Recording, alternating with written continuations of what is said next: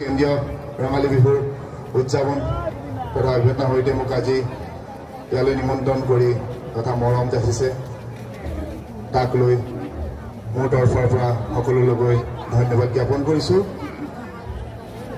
আৰু ষ্টাৰ্ট কৰিছিলোঁ আৰু আপোনালোকৰ এতিয়া আৰু আগবাঢ়ি যাবলৈ আপোনালোকৰ মনৰ আশীৰ্বাদ বিচাৰোঁ।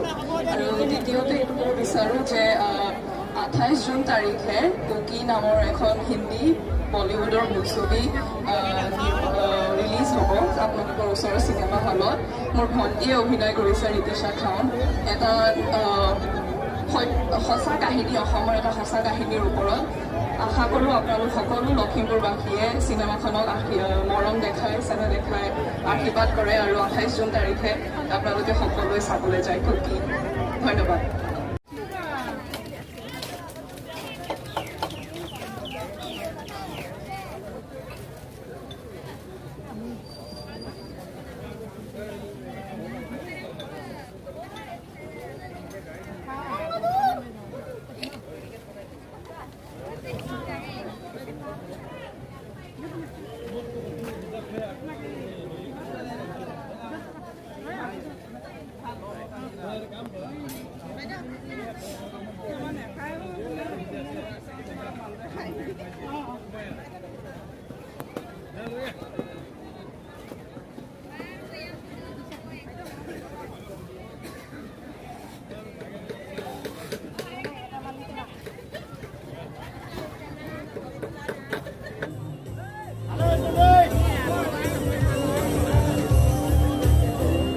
Eight, 1, 2. Check 2, 2, whoop, whoop. 8, 1, 2, 2, 8. Check 1, 2, 2, 8, 8. Check 1. কেইগৰাকী আহি উপস্থিত হৈছেহি আমাৰ ৰঙালীৰ বাকৰিত। আমাৰ আমন্ত্ৰণ ৰক্ষা কৰি তেখেতৰ ব্যস্ততাৰ মাজত এইখিনি সময় আমাৰ কাৰণে উলিয়াই লৈ আহিছে, আমাৰ অনুষ্ঠানটিৰ বাকৰি জিপাল কৰি তুলিছে।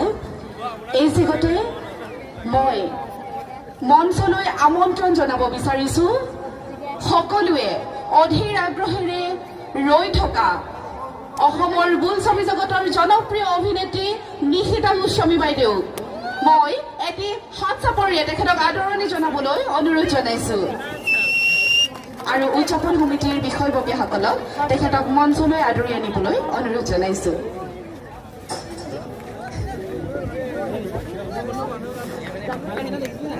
ত্ৰয়োদশ বাৰ্ষিক কেন্দ্ৰীয় ৰঙালী উৎসৱ 2024 এই মঞ্চলৈ আপোনাক আন্তৰিকতাৰে আমি স্বাগতম জনাইছোঁ আৰু হাজাৰ ব্যস্ততাকো নেওচি আমাক এইখিনি সময় দিয়াৰ বাবে আপোনাক ধন্যবাদ জ্ঞাপন কৰিছোঁ।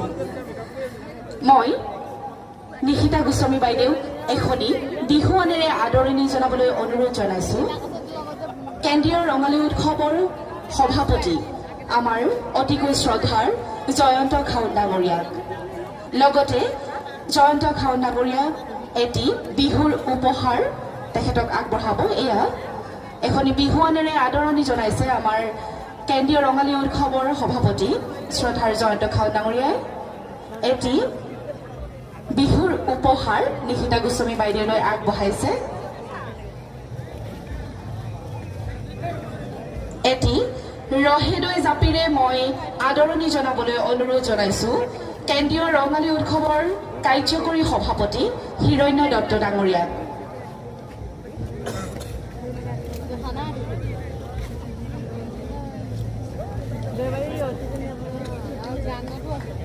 মই মৰমৰ অভিনেত্ৰীগৰাকীক এখনি সম্বৰ্ধনা পত্ৰ জ্ঞাপন কৰিবৰ বাবে অনুৰোধ জনাইছোঁ কেন্দ্ৰীয় ৰঙালী উৎসৱৰ সম্পাদক শ্ৰদ্ধাৰ বিকাশ গগৈ ডাঙৰীয়াক।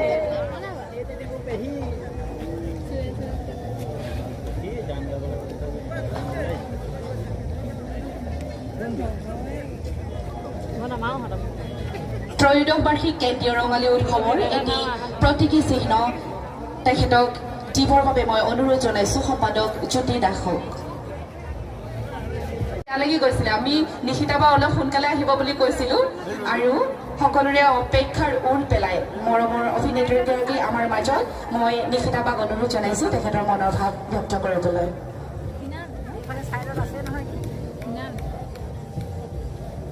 কেনে আছে সকলো? এই মঞ্চত অকণমান দেৰি পাছত হেনো জুবিন গাৰ্গ উঠিব আৰু ইমান সেৰেঙা ভালে আছেনে? উঠাই আছে ন এতিয়া লাহে লাহে। প্ৰথমে মই লখিমপুৰ কেন্দ্ৰীয় ৰঙালী উৎসৱৰ সমূহ সন্মানীয় কৰ্মকৰ্তাসকলক ধন্যবাদ জনাইছোঁ। মোৰ অতি শ্ৰদ্ধাৰ ব্যক্তি জয়ন্ত খান ডাঙৰীয়া, আপোনালোকৰ সকলোৰে মৰমৰ সেই কথাটো মই গম পাইছোঁ, কাৰণ লখিমপুৰৰে সন্তান তেখেত জয়ন্ত দাই ফোন কৰি মাতি আনিছে। মোৰ সৌভাগ্য হ'ল আপোনালোকৰ মাজলৈ আহিবলৈ পাই সঁচাকৈ খুব সুখী অনুভৱ কৰিছোঁ আৰু সকলোকে মই ধন্যবাদ জনাইছোঁ মোক এইখন সন্মান দিয়াৰ কাৰণে। এইখন যে গামোচাখন পিন্ধিছোঁ, মূৰত যে জাপিটো পিন্ধাই দিছে, এইখন এয়া আচলতে আমাৰ কাৰণে ধেৰ মৰম আৰু আশীৰ্বাদ। আজি এনেকৈ আপোনালোকৰ মাজলৈ আহিবলৈ পাই সুখী হৈছোঁ, কাৰণ এটা কথা আমি সকলোৱে জানো যে লখিমপুৰখন খুব লখিমপুৰৰ যিসকল ৰাইজ খুব সংস্কৃতিপ্ৰেমী ৰাইজ। সংস্কৃতি, ইজনে সিজনৰ প্ৰতি থকা মৰম, ভালপোৱা, সন্মান, এই গোটেইবোৰৰ ভঁৰাল হেনো লখিমপুৰ, সেই কথা সঁচা। গতিকে লখিমপুৰৰ কাৰণে এটি হাত চাপৰি দিয়ক। আৰু এটা বস্তু গম পাইছোঁ যে অকণমানৰ পাছত গোটেই ফিল্ডখন ভৰ্তি হ'ব, ৰাইজ আহি আছে, কাৰণ এতিয়া গানৰ অনুষ্ঠান আছে। গতিকে মই আচলতে দৃশ্যটো চাব বিচাৰিছোঁ, কাৰণ ইমান ডাঙৰ এখন ফিল্ড। মোক ৰাতুলে কৈছিলে অথনি যেনো বাইদেউ গোটেই ফিল্ড ভৰি যায়। গতিকে জুবিন দাৰ অনুষ্ঠান মোৰো ভাল লাগে, চাম নিশ্চয়। সেই এটা কথা, সেই কথাটো সত্য কথা, কাৰণ মোৰ লখিমপুৰলৈ খুব অহা হয়। লখিমপুৰলৈ অনুষ্ঠান বা কেনেকুৱা ধৰণৰ প্ৰগ্ৰাম কৰিবলৈ আমি আহি থাকোঁ। গতিকে সেই কথাটো আমি সকলোৱে জানো যে লখিমপুৰৰ সংস্কৃতিৰ প্ৰতি যি মৰম ভালপোৱা সেয়া সঁচা, আৰু সেয়া সঁচাকৈ আচৰিত মনৰ আচলতে। সেইকাৰণে চাগে আমি সংস্কৃতিৰ যিখিনি সাংস্কৃতিক পথাৰত কাম কৰি থকা আমি সৰু সৰু কৰ্মীহে আচলতে। আমি এতিয়া শিল্পী পিছুৱাগৈ নাই, আমি কৰ্মী। গতিকে আমি যিহেতু এইখন ঠাইলৈ আহি থাকোঁ, গতিকে সেই কথাই আচলতে নিশ্চিত কৰিছে যে কিমান ভাল পায়। আজি যিহেতু এইখন মঞ্চ আচলতে খুব এখন আমাৰ কাৰণে খুব পবিত্ৰ মঞ্চ, আৰু আমি এনেকৈ আপোনালোকৰ মাজলৈ আহোঁ আপোনালোকৰ মৰম আৰু আশীৰ্বাদ ল'বলৈ। গতিকে মোৰ ঘৰত মোৰ মাহঁতে কৈছিল যে সদায় আশীৰ্বাদ ল'বি। গতিকে প্ৰথমে মই লখিমপুৰবাসী ৰাইজ আপোনালোকৰ ওচৰত মই এটি সেৱা জনাইছোঁ, বিহুৰ আশীৰ্বাদ কৰিব। আগতে আইতাহঁতে কয় যে হেনো এই সেৱা হেনো বৰ ডাঙৰ সেৱা, আৰু গোটেই বছৰটো হেনো ভাল হয়। গতিকে আশীৰ্বাদ কৰিব। কাম কৰি আহি আছোঁ, কাম কৰি গৈ আছোঁ, আৰু এনেকৈ যাতে কাম কৰি যাব পাৰোঁ তাৰ কাৰণে আশীৰ্বাদ কৰিব। আৰু সেইকাৰণে মই কৈছোঁ যে যিহেতু আকৌ সংস্কৃতিৰ কথালৈ যাওঁ, সংস্কৃতিৰ কথা আমি পাতিয়ে আছোঁ, কিন্তু তাৰ মাজতে আৰু এটা ডাঙৰ কথা আমি জানো যে লখিমপুৰত আৰু এটা ডাঙৰ এটা গুণ এটা আছে। কি কওকচোন, পাৰিবনে ক'বলৈ? কোনে কোনে মানিব পাৰোঁ? লখিমপুৰৰ ছোৱালীখিনি কিন্তু সাংঘাতিক ধুনীয়া, হয়নে নহয়? বা ছোৱালীখিনিয়ে বেলেগ ভাল পাইছা। ইফালে খুৰীয়াকৈ কেনেকৈ কৰিছে, কাৰণ যেতিয়াই আমি গুৱাহাটীত লখিমপুৰৰ মানে কাৰোবাক লগ পাওঁ, যুৱকক লগ পাওঁ বা এজন ডেকাক লগ পাইছোঁ, এটা কথা, যেতিয়া লখিমপুৰৰ নহয় এজন ডেকাকে মোৰ ভাইটি এটাই বিয়া পাতিব, ছোৱালী ঠিক হ'ল, মই ফোন কৰিছোঁ, বলক বিয়া ঠিক হ'ল বোলে। প্ৰথম কথাটো কি কৈছে? লখিমপুৰৰ ছোৱালী। ইচ বা আমি একো নহয়, তাৰমানে লখিমপুৰৰ ছোৱালীহে ধুনীয়া। এই ধুনীয়া, এই মৰম, এই ভালপোৱা সদায় যাতে আপোনালোকৰ মাজত বিৰাজমান হৈ থাকে, আমি যাতে সদায় এনেকৈ আপোনালোকৰ মাজলৈ আহিব পাৰোঁ, তাৰ কাৰণে আশীৰ্বাদ কৰিব। আৰু চিনেমা আপোনালোকে চাই বেহৰবাৰী আউটপোষ্ট এতিয়া মোক কোনোবাই কৈছে বেহৰবাৰী চাওঁ বাইদেউ বেহৰবাৰী চাই নে নাচাই চাই ন গতিকে এনেকৈ মৰম দিয়া এখন চিৰিয়েল ইমান বছৰ চলি গৈয়ে আছে গতিকে সেইখনো আপোনালোকে খুব মৰম দিছে বেহৰবাৰী আউটপোষ্টটোকো গতিকে বহুদিন মই অৱশ্যে কৰা নাই কিন্তু ভাবিছোঁ খুব আচলতে কথা কৈ থাকিব নোৱাৰোঁ গতিকে ভাবিছোঁ বেহৰবাৰীৰে ডাইলগ এটা কম নেকি বাৰু জুবিন দাইটো গান গাবই নে মইতো গান চান গালে এতিয়া আপোনালোকে যিমানখিনি মানুহ আছে সেইখিনিও গুচি যাবগৈ কম নে কেক যে গালিৰ পৰা শুনে নে নুশুনে শুনে ন কেকে ধমকি দিয়া এটা ডাইলগ এটা কওঁ দিয়ক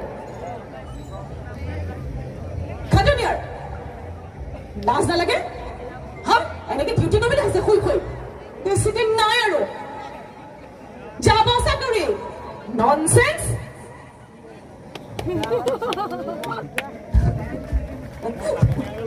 আমাৰ মানুহবোৰ বৰ ঠাণ্ডা হৈ আছে নহয় মানুহবোৰ ঠাণ্ডা হৈছে কাৰণ এতিয়া চিঞৰিবলৈ আছে নহয় অলপ সময়ৰ পাছত কিন্তু বহুত জোৰকে এই লখিমপুৰৰ ডেকাকেইটা ক'ৰবাত চুকে কোণে সোমাই লুকাই আছে তাকে ডেকাখিনি আহিব লাগিব আৰু জুবিন দা বুলি ক'লেও এনেও বৰষুণটো আহে ইফালে বোকাৰ নাচটোতো আছে